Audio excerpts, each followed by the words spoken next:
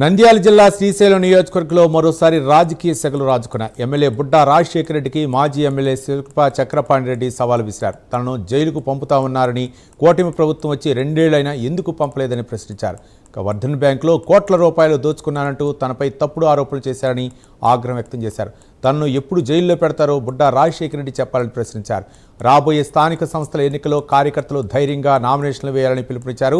స్థానిక ఎన్నికల్లో నిలబడే ప్రతి ఒక్క కార్యకర్తకు తాను అండగా ఉంటానని భరోసానిచ్చారు మాజీ ఎమ్మెల్యే శిల్పా చక్రపాణి రెడ్డి.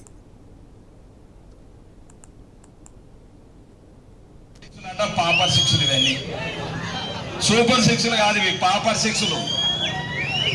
నేను అడుగుతా ఉన్నాయా, ప్రజలు ఒక్కటే అడుగుతా ఉన్నా, నిజమైతే నిజం చెప్పండి, లేకపోతే లేదు. పొర్రపాటున మీ గ్రామాలలో నేను చెప్పినది అబద్ధం అయితే రేపు లోకల్ బాడీ ఎలక్షన్లో ఓటు కూడా కేయాకరి. సూపర్ 6 అంటే ఎన్నయ్యా? సూపర్ 6 అంటే ఎన్ని? 6లో 50 ఏళ్లకు పింఛన్ ఇస్తానన్నాడు. ఇస్తానన్నాడా లేదా? అన్నాడా లేదా? ఇచ్చినాడా? చెప్పరు ఏలని చెప్పరు, గట్టి తిప్పాలి. సెకండ్ ఫ్యాన్ తిరగాల. 50 ఏళ్ళు ఒకటి అవుట్. అమ్మా నీ 15 నీకు 15 ఇచ్చినాడా? నీ బిడ్డకు 15 ఇచ్చినాడా? నీ చెల్లికి 15 ఇచ్చినాడా? మీ మరదలకు 15 ఇచ్చినాడా? ఇది కూడా అవుట్. 2 అయిపోయినాయి ఇప్పటికి. 6లో 2 అవుట్.